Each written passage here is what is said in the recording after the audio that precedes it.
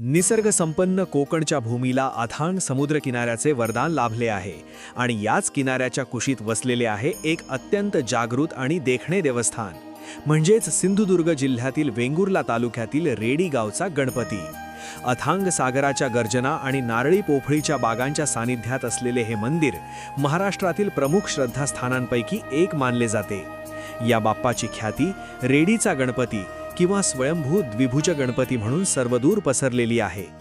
या देवस्थानचे सर्वात मोठे वैशिष्ट्य म्हणजे येथील भव्य आणि देखणी मूर्ती। सामान्यतः गणपतीची रूपे चतुर्भुज म्हणजे 4 हात असलेली असतात, मात्र रेडीचा हा बाप्पा द्विभुजा आहे।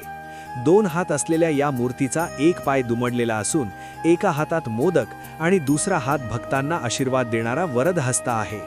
या मूर्तीचे तेज इतके विलक्षण आहे की केवळ दर्शनानेच मनाला शांतता लाभते। नवसाला पावणारा आणि हाकेला धावणारा बाप्पा अशी या देवस्थानची ओळख असल्याने दरवर्षी लाखो भाविक मोठ्या श्रद्धेने येथे नतमस्तक होतात। 18 एप्रिल 1976 रोजी ही मूर्ती उत्खननातून प्रगट झाली आणि तेव्हापासून या पवित्र भूमीचा कायापालट झाला। उद्या 18 एप्रिल 2026 रोजी या मंगलमयी देवस्थानचा 50वा वाढदिवस संपन्न होत आहे।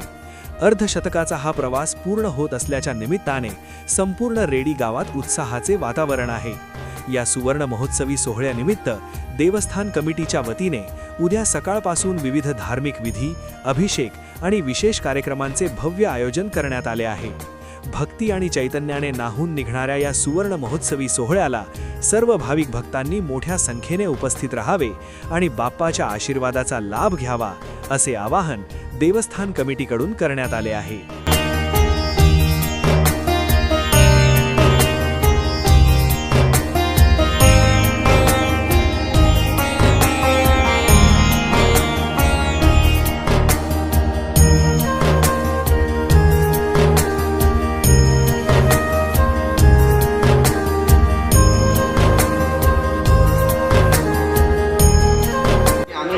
कोकण दर्शन डिजिटल मीडिया या चॅनलच्या देवभूमी या विशेष कार्यक्रमात आपण सर्वांचे मनपूर्वक स्वागत। आज आम्ही आहोत सिंधुदुर्ग जिल्ह्यातील वेंगुर्ला तालुक्यातील रेडी येथील गणेश मंदिरात। या गणेश मंदिराचा 50वा वाढदिवस उद्या साजरा होत आहे, त्यानिमित्ताने येथे जय्यत तयारी आहे।